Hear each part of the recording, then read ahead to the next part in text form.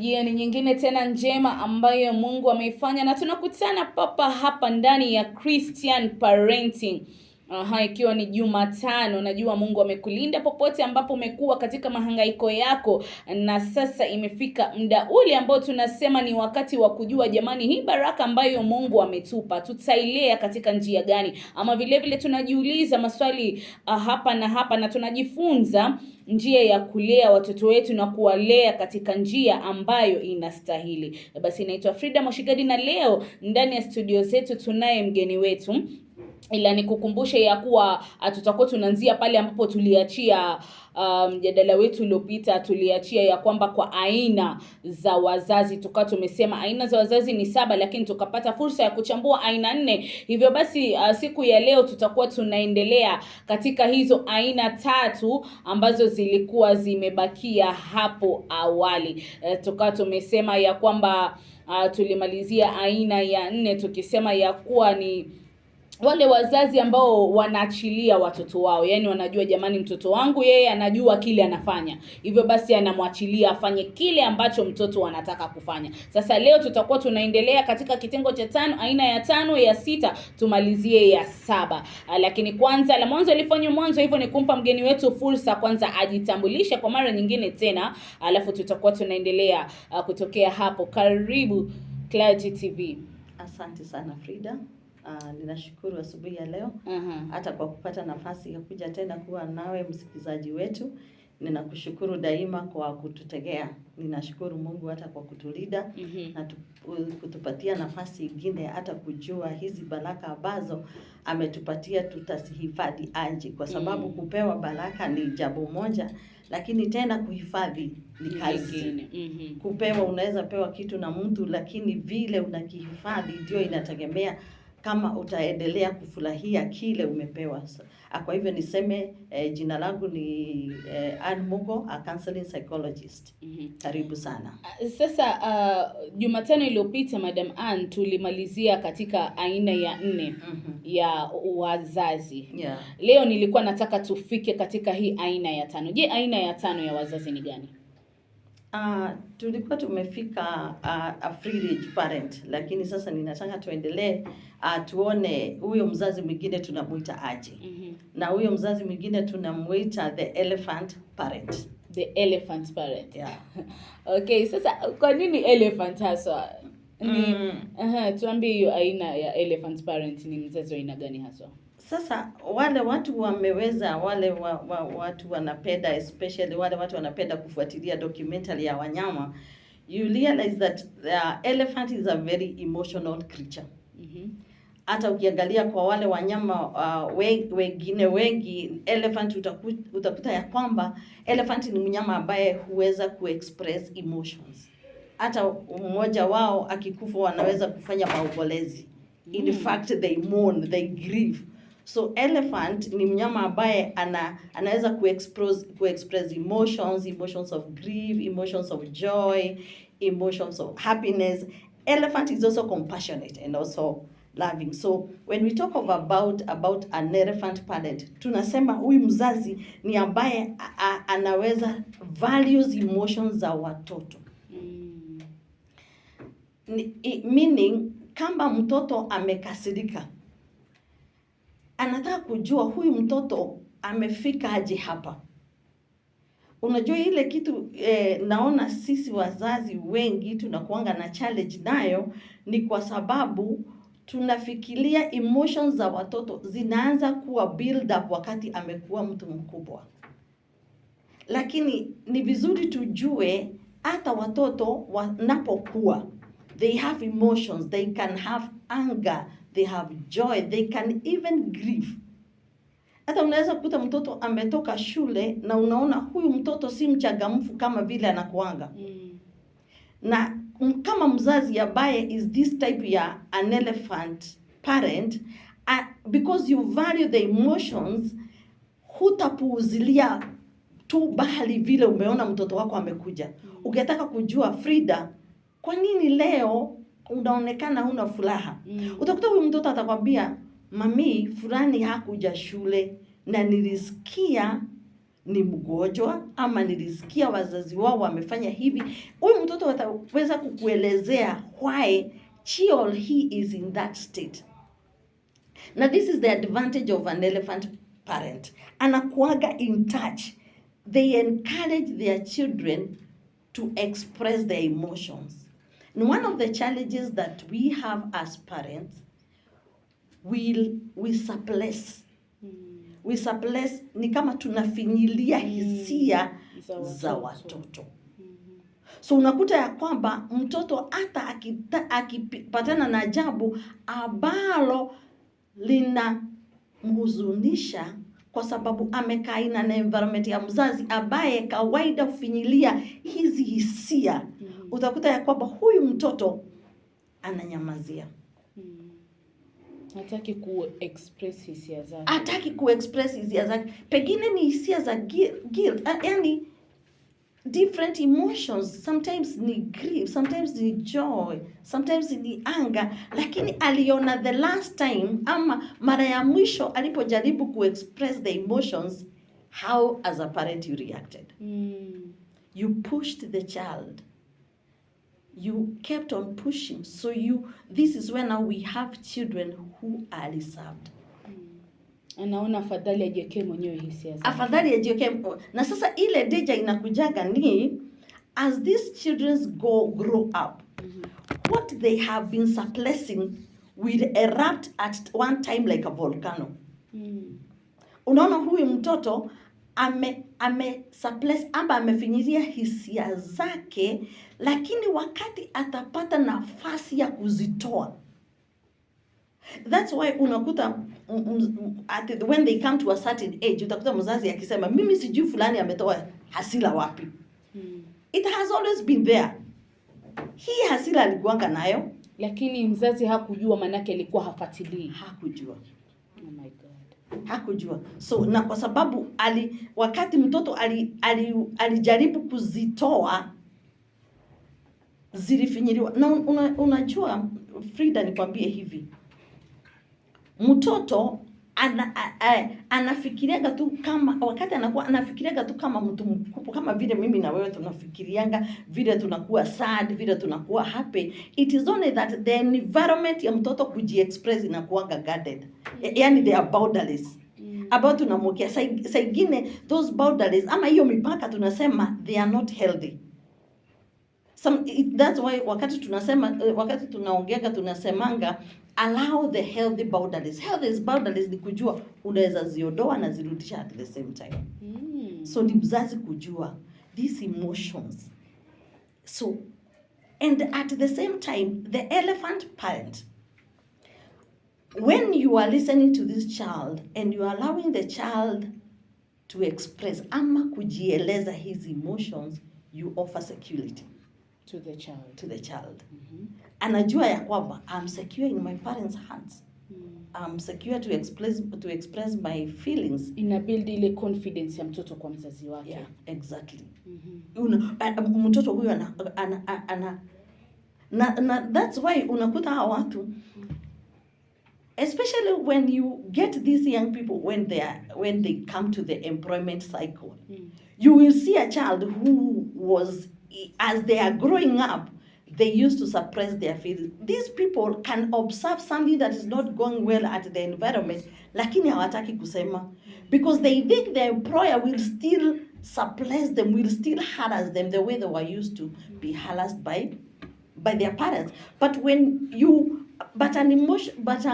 elephant parent, because they worked with this child, offering security, but at the same time being conversant with the emotions, utakuta this person, even at the place of work, he can relate with the workers very well, he can relate with the employer very well, and aweza express mkubwa this and this, naona tunaweza badilisha hii na hii, tunaweza fanya hivi. So bringing child in that environment as an elephant parent is very very healthy.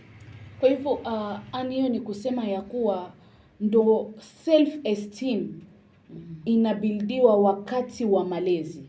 Kwa hivyo hiyo ni kumaanisha kuwa ni mzazi ndo atadetermine mtoto wake atakuwa na self esteem ya aina gani katika njia ya kujiexpress na njia ya kurelate na watu wengine huko nje. Thank you. You have said it, Frida, that self esteem ya mtu, it is built from childhood. Self-esteem it is built at the place of when the children are growing up, because when you keep on harassing this child, when you keep on suppressing the feelings of this child, the self-esteem of this child goes down. So that's why you realize that as they grow up, now people are struggling with self-esteem, and now we are coming like tunaondoa kila kitu sasa, ni kama we are dismantling the child again, and now we are trying to build another child again, because the self-esteem was damaged from childhood. Because every time you keep on harassing somebody, a child, the self-esteem goes down. And what I want to point about two people who are very, very important in the life of a child as the child grows up. These two people are very, very important. We call them the caregivers, because not every child will be very lucky to be brought up by a parent. So we normally give them the caregiver. And number two is a teacher. These two people can either build the self-esteem of a child, or they can destroy it. Because a child values what a teacher says. So if a teacher tells me, Anne, you are a very bright girl, wow, that will build my esteem, and it's something that I carry along with me. My teacher told me, I'm bright. I am bright. My teacher told me, Anne, you are a critical thinker. How did you come out with such an idea? That is something that is a tag that I will carry along with me. And anybody who tries to come and tell me otherwise, have you ever tried to show a child a formula that a teacher didn't show them in school? Atakwambia mwalimu wangu, mimi teacher wetu hakusema hivyo. Very true, very true. Yeah, so a teacher is a very important person in the life of a child. A parent also is a very, very key figure. And I mean, a caregiver is a very key figure as the child is growing up. You can help us. You can help the child. You can help the society by building the self-esteem of this child, because this is the product that now you will give to the community. This is the product now you will give to the society. And it is very good to be careful. What kind of a product? What kind of a finished product? Because basically the people who are in the industry, in the manufacturing industry, they are very concerned about the final product they will release to the market. So as caregivers, as parents, as teachers, let us be careful. What is this product that we want to release to the society? And what kind of a child, of a person have we built from childhood? Wow. Yeah. Kwa hivyo hiyo ni kumaanisha ya kuwa ukifika mahali kwa kazi, ukiona mtoto anapitia, ama sasa ni mtu mzima anapitia changamoto hapa na pale katika njia ya kuweza kurelate na watu, katika njia ya vile anawasiliana na watu wengine, njia ya kucommunicate. Hiyo ni sababu ilianzia kutoka kwa malezi. Yeah, it started from somewhere. It started from somewhere, especially from parenting. Okay. Sasa hao tumesema ni the elephant kind of parents. Number 6 tunaingia kwa aina gani? So this other parent is a parent whom we call the helicopter parent. Where are the names? Kwa nini helicopter? And even from the name itself, you realize that the helicopter hovers around. Na helicopter inaweza anguka anywhere. Si watu wakipotea kwa msitu tunatuma helicopter huko. So this kind of a parent is a parent who gets over involved. Kwa masuala ya mtoto wake. Kwa masuala ya mtoto. Is a parent who is there, hovers around. Have you ever heard of parents who, if a child goes to school somewhere, anaweza enda na gari ya mgoje kwa gate atoke shule ya mbebe? You don't allow the child to grow, to develop. Okay, wacha niseme hivi. to a certain extent and to a certain age, it is important because we also care for these children and we also want to protect them. Their security is also important. But a helicopter parent is that person that you get over-involved. You don't allow the child to discover him or herself. The friends are there, and you are there. Every activity you are there, you're watching. So this, huyu mtoto sasa, you hinder growth. Because you want to break, you don't allow the child to get messy. Not messy in a negative way, but doing things herself or by himself. So you want to be involved in everything. You want to get involved in where he goes. Want to get involved in the friends. In the struggles, you don't allow the child to experience some pain as they are growing. You know, pain is healthy. Mm-hmm. Pain in a way is healthy because it helps us to grow. It helps us to mature. It's when you go through that turmoil of doing something by yourself, you come on discovering, wow, I can do it on my own. Yeah, you can, unapika ugali mara ya kwanza natoka mbichi. Unamwaga. Unapika ingine. You struggle until you develop the skills of cooking something good. But this helicopter parent wants to get involved. You get involved in washing the clothes, even when the children are old. You want to get, and now you hinder growth. This kind of a parent, if we get in conflict, especially in school or in the village with other children, other than allowing us to resolve our problems as children, you want to get involved and you want to come and help me to resolve so you hinder growth. What about when I'll be in the football pitch and we hurting each other, tunagushana, tunaamuka, and we pat the other on the back and where amuka tuendelee. So when you get over involved, the helicopter parent, you hinder growth. Wow. Sasa kwa hivyo hiyo ni kusema ya kuwa ukiona watoto wengine hawako responsible, hawajui kubeba majukumu yao, ni yule mtu paka umwambie fanya hivi, fanya hivi, alafu wakati mwingine anaona ni kama anaonewa. Manake hajazoea kuamrishwa hivyo fanya, amezoea kufanyiwa.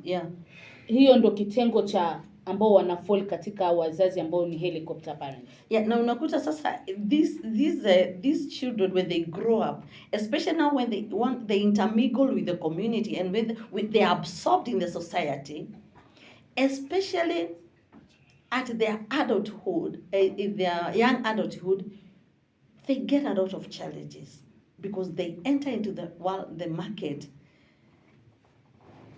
And these are employees who you employ, and you realize that as an employer, you are always there to tell this person, do this done, this way, this done, this way, this done, this way.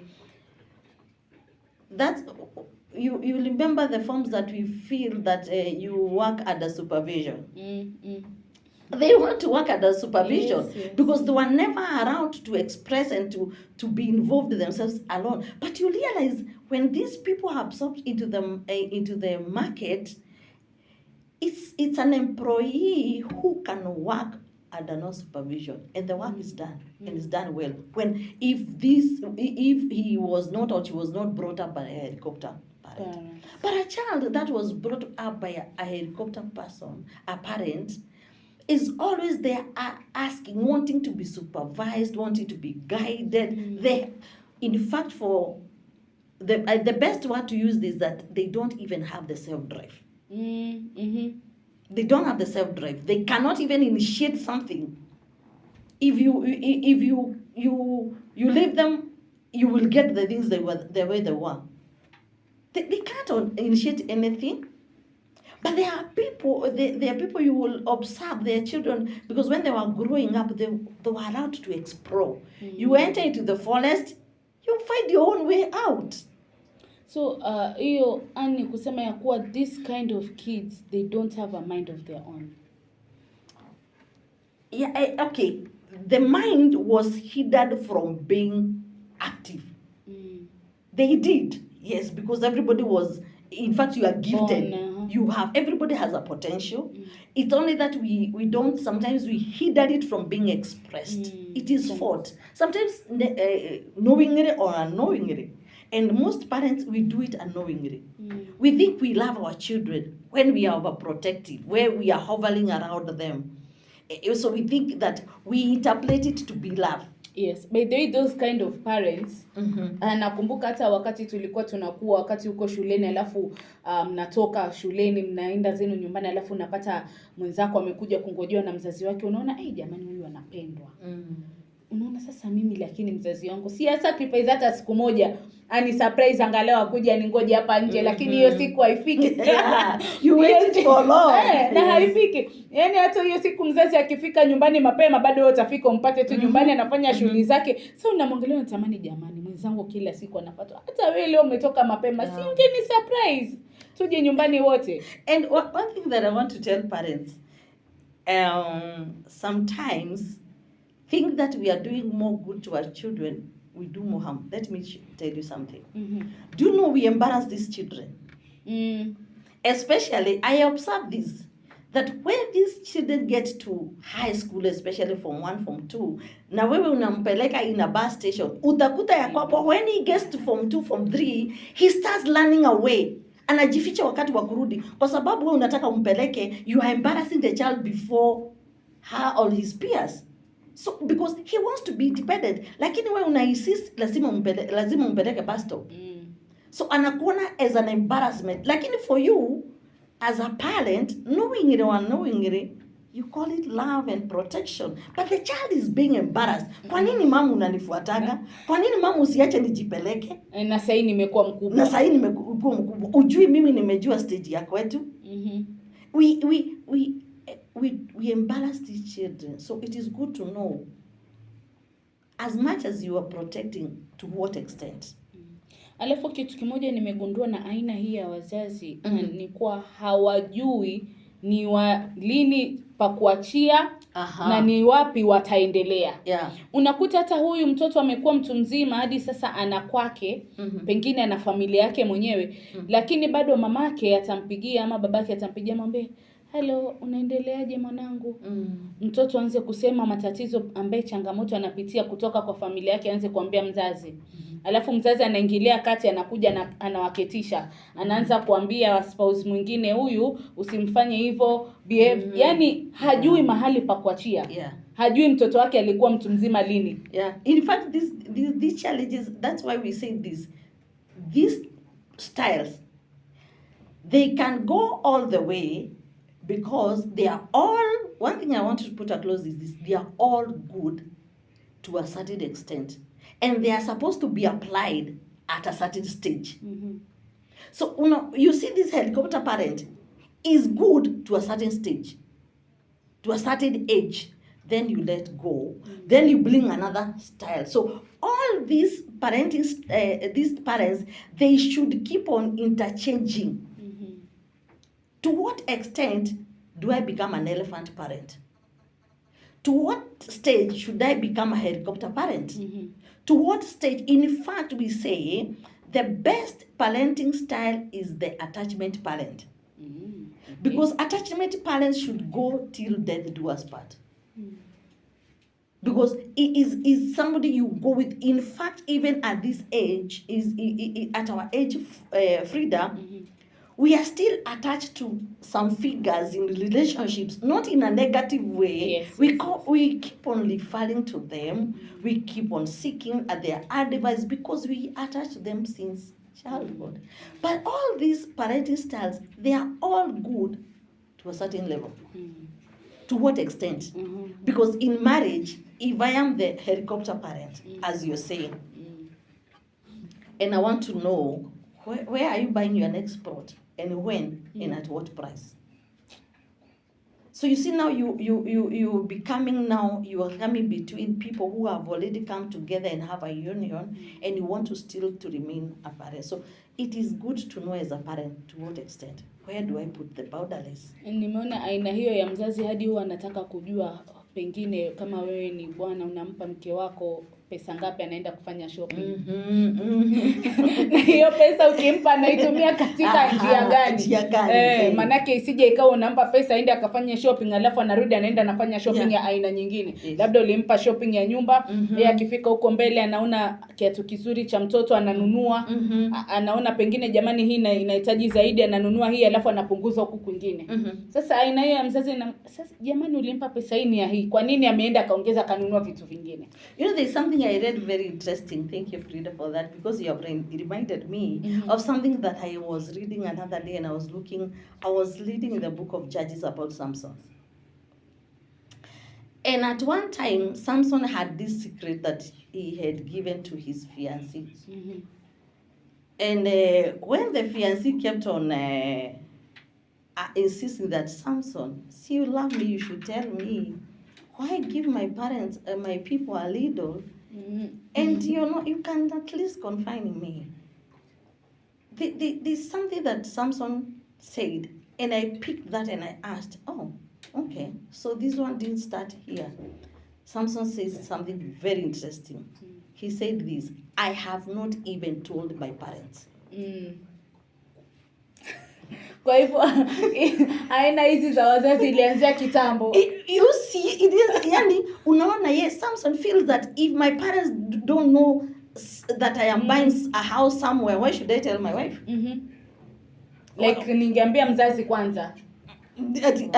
Samson anasema hata wazazi wangu sijawaambia. Can't you see, it's such a somewhere. So that's why he's telling the fiancé, hata wazazi wangu sijawaambia. Let alone you. My God. Yeah, so this is nowhere to end. Where does this end? Where do I pick where do I pick the tiger parent? Because the tiger parent is also important. Where do I pick the lone moor? Because it's all these parents are very key, but to what extent? Wazazi wajue mipaka yao. Aina yetu ya 7 na ya mwisho ni aina gani? So this other parent, we call them the dolphin parent. Yeah. Dolphin parent. The dolphin parent. Kwa nini dolphin? The dolphin parent is if you go and read about this creature called dolphin, you realize that it sleeps with one side of the brain. The other it sleeps with half of the brain and the other eye is open. So see that parent now. Wow. Okay. You seem you're sleeping. You seem you're not there, but you're watching. You're watching. What you're seeking corroboration. You're not a Thailand. But Frida, I think we're going now. Our parents, you could hear our parents saying, "Ani usifikirie sijakuwa nikikuangalia." Najua umefanya nini? Najua ni mara ngapi nimekuona na huyo rafiki. Unaona? Yani for you thought hata unashindwa when alijulia wapi? Aliniona saa ngapi kwanza? Aliniona saa ngapi kwanza? I was careful. I was careful, nilihakikisha hakuna mtu ananifuatilia, hakuna mtu ananiona. You thought your secrets are safe. But all of a sudden mzazi anakwambia, I've been watching you. Sasa unashindwa haidagi ile shule unaenda? Haidagi ile. Yani you cannot remember the last time your parent knew of your whereabouts, lakini she is very aware. They sleep with the one side of the brain, but their eyes are very open. But one good thing about this kind of parent, they seek corroboration. They don't intervene from a point of threats. They just want to know, is what I've been seeing, tell me about it. I've observed this, tell me about it. They seek corroboration and they love harmony. Yani hawaji katika njia ya vita ama katika njia ya kukuhukumu. Yeah, thank you. That's the word. Hawakuhukumu. And they're very compassionate. Because these are the type of parents, even when they have been watching you and they tell you, Anna, I've been watching you. for a few months and I've seen this. Even if you get yourself messed up in that they are telling you, they are very compassionate. They will bring you on board. Tell me, what happened? What was the experience? How can I come in? Do you need my help? This is the type of parent we call the dolphin parent. Wow. And that is our number 7. Yes. Kwa hivyo kufikia hapo tumemalizia aina za wazazi. Pengine sasa nimejua wazazi wangu wanafollow wapi. Nimejua wazazi wangu wanafollow wapi, lakini kwa sababu ya usalama wangu nisije nikaletewa shida. Sitataja, hata mimi nimejua ni wapi naangukia. Lakini sitataja, nimejua ni vipi, nimesoma na nina imani ya kwamba hata mzazi ambaye anatuangalia akiwa nyumbani ama sehemu yoyote aliko, ameangalia hizo aina zote 7 za wazazi na amejua yeye anaangukia wapi, na nina imani ya kwamba amejua ni vipi atarekebisha na mipaka yake ataiweka katika aina gani. Basi nambari zangu za SMS ziko wazi. Niandike tu ujumbe mfupi, niambie je, unanitizama kutoka maeneo gani? Vile vile una swali lolote kuhusiana na aina za wazazi, specialist wetu Ana atakuwa anaweza kujibu swali lolote ulioko nalo. Litume tu katika ujumbe mfupi. Tafadhali usipige simu, tuma tu katika ujumbe mfupi, alafu atakuwa anakuelezea je, unapata msaada katika njia gani.